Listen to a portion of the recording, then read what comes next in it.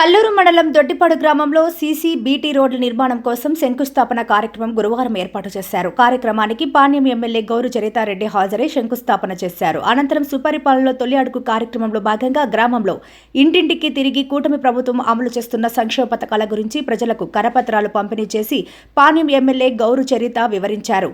గ్రామస్తులు ఎమ్మెల్యేకు పూలమాలలు, హారతులు పడుతూ ఘనస్వాగతం పలికారు. గ్రామంలో అర్హులైన వారందరికీ ప్రభుత్వం తరపున అందవలసిన ప్రతి ఒక్క పథకం అందేందుకు కృషి చేస్తానని వారికి ఎమ్మెల్యే హామీ ఇచ్చారు. కార్యక్రమంలో MPDO Nagashechala Reddy, DE Nagireddy, AE Ravimohan Reddy, రాష్ట్ర ఫైనాన్స్ కార్పొరేషన్ డైరెక్టర్ రామాంజనేయులు, మాజీ ఎంపీపీ మదేశ్, కురువా ధనుంజయ, దొడ్డిపాడు గ్రామ నాయకులు మహబూబ్ బాషా, కాసిం, ఇమ్రాన్, పెద్ద టేకేరు, ఎంపీటీసీ మునిస్వామి, లక్ష్మీపురం గ్రామ నాయకులు పుల్లారెడ్డి, రామిరెడ్డి, మారెన్న, కురువ మురళి, సల్కాపురం దేవేందర్ రెడ్డి, చిన్న టేకూరు రామాంజనేయులు, యూనిట్ ఇన్ఛార్జ్ రాజశేఖర్, ఆంజనేయులు, శేషగిరి, పెద్ద టేకూరు వెంకటప్ప, పెద్ద కొట్టాల రంగారెడ్డి మరియు కూటమి నాయకులు, కార్యకర్తలు తదితరులు పాల్గొన్నారు.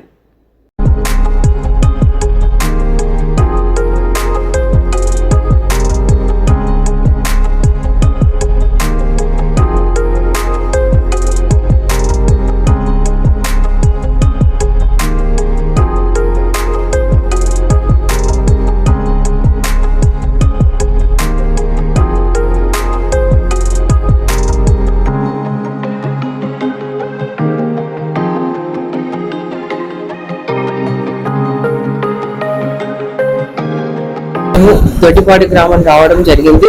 ఇక్కడ ఈ కూటమి ప్రభుత్వం అధికారంలోకి వచ్చిన తర్వాతనే 1,41 లక్షలతో బీటీ రోడ్డు ఓపెన్ చేసుకున్నాము. అలాగే గ్రామంలో 10 లక్షలతో సీసీ రోడ్స్ కూడా శాంక్షన్ చేసి ఈ రోజు ఓపెనింగ్ చేసుకోవడం జరిగింది. ఈ ప్రభుత్వం వచ్చిన తర్వాతనే ఈ డెవలప్మెంట్ అంతా జరుగుతూ ఉంది. గతంలో 20 ఏళ్ల నుంచి లేని రోడ్లు కూడా ఇప్పుడు అవుతా ఉన్నాయి. అంతేకాకుండా ముఖ్యంగా ఈ ప్రభుత్వము అధికారంలోకి వచ్చిన తర్వాత మా ఓరకల్లు మండలంలో డ్రోన్ హబ్ గా కేటాయించి 300 ఎకరాలు కూడా కేటాయించడం జరిగింది. ఈ రోజు మేము 2 డ్రోన్లను కూడా ఓరకల్లు మండలానికి ఒకటి, కల్లూరు మండలంలో లక్ష్మీపురం గ్రామానికి ఒకటి అందజేయడం జరిగింది. కేవలం 2 లక్షలు మాత్రం కడితే 10 లక్షలు విలువ చేసే డ్రోన్ ను 8 లక్షల సబ్సిడీతో అందజేయడం జరిగింది. ఇది అంటే ఇప్పుడు ఇంకా రైతులు ముందుకొచ్చి దీని వాడకం చూస్తే ఇంకా చాలా మంది కూడా ముందుకు వచ్చే అవకాశం ఉంది. కేవలం ఒక 10 నిమిషాలు 15 నిమిషాల్లో ఒక ఎకరాకి మందు కొట్టే సదుపాయం దాంట్లో ఉంది. మనము వర్షం వచ్చినా కూడా ఫర్టిలైజర్స్ వేస్తే వెంటనే అది చెట్టు లోపలికి పోతా ఉంది. రైతుకు నష్టం వాటిల్లకుండా త్వరితగతిన మంచి నాణ్యతతో ఈ కార్యక్రమాన్ని ఈ ప్రభుత్వం వచ్చిన తర్వాతనే చేయడం జరిగింది. అంతేకాకుండా ఇది రైతు ప్రభుత్వం అనే దానికి నిదర్శనము. గతంలో చంద్రబాబు నాయుడు గారు ముఖ్యమంత్రిగా ఉన్నప్పుడే రుణమాఫీ చేయడం జరిగింది. ఇప్పుడు మళ్ళీ ఈ కూటమి ప్రభుత్వం అధికారంలోకి వస్తే ఒక్కొక్క రైతుకి సంవత్సరానికి అన్నదాత సుఖీభవ కార్యక్రమం కింద 20,000 రూపాయలు వేస్తామని చెప్పడం జరిగింది. ఎన్నికల్లో ఇచ్చిన హామీ మేరకే ఇప్పుడు ఆగస్టు 2వ తేదీ ఈ కార్యక్రమానికి శ్రీకారం చుట్టబోతా ఉన్నాం. సెంట్రల్ గవర్నమెంట్ 6,000, స్టేట్ గవర్నమెంట్ 14,000తో ఈ కార్యక్రమం మొదలవుతా ఉంది.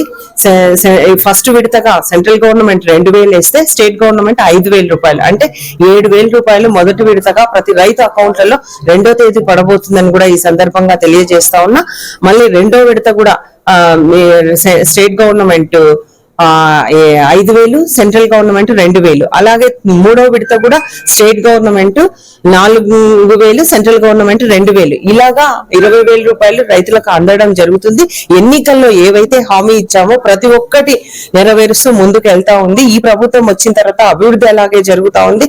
అలాగే సంక్షేమం కూడా రైతు 2 కళ్ళుగా భావించి ఈ ప్రభుత్వము అన్ని అవకాశాలు కల్పిస్తా ఉంది.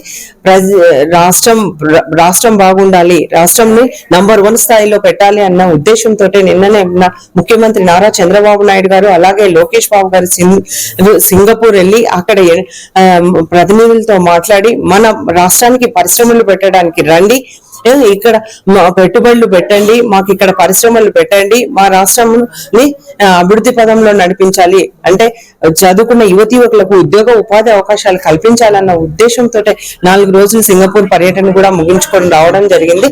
కాబట్టి ముఖ్యంగా మా పాణ్యం నియోజకవర్గం కూడా ఇటు అభివృద్ధి, అటు సంక్షేమము, ఇటు పరిశ్రమలు అన్నిట్లో నంబర్ 1 స్థాయిలో ఉంటుందని కూడా ఈ సందర్భంగా తెలియజేసుకుంటున్నాను.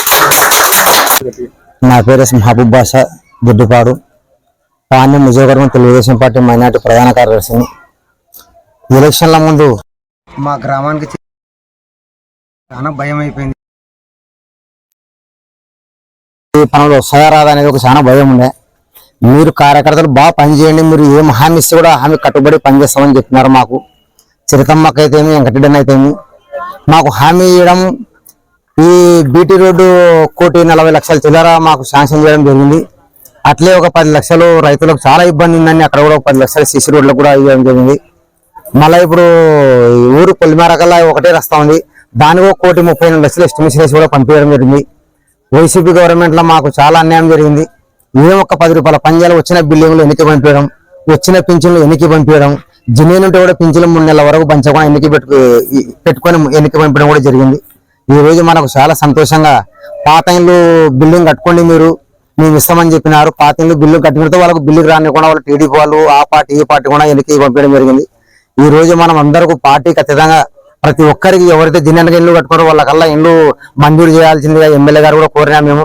మళ్ళీ ఇప్పుడు ఊర్లో తిరగడం జరిగింది. ఇప్పుడు ఒక 10 లక్షల సీసీ రోడ్డు, డ్రైనేజ్ 5 లక్షల అడగడం కూడా జరిగింది. ఇమ్మీడియట్ గా శాంక్షన్ చేస్తాం, ఖచ్చితంగా మీరు మొదలు పెట్టండి తొందర కూడా, పై నుంచి ఆర్డర్ వస్తాయని మీకు చెప్తామని కూడా మేడం గారు చెప్పినారు మాకు. ఈ రోజు మా గ్రామానికి అభివృద్ధి రావడం అంటే గౌరి చిరుతారెడ్డి అక్క, పవన్ కళ్యాణ్ సారు, చంద్రబాబు సారు సహకారంతో మా గ్రామం అభివృద్ధి చాలా జరిగింది. ముందుగా ఇంకా జరగాలని కూడా కోరుకుంటూ ఈ అవకాశం ఇచ్చిన అందరికీ చంద్రబాబు నాయుడు సార్ కూడా ధన్యవాదాలు తెలుపుకుంటున్నాం. ఈ రోజు గౌరి చిరుతారెడ్డికి, గౌరి వెంకటరెడ్డి నాకు ధన్యవాదాలు తెలుపుకుంటూ ఈ అవకాశం ఇచ్చిన అందరికీ ధన్యవాదాలు తెలుపుకుంటాం.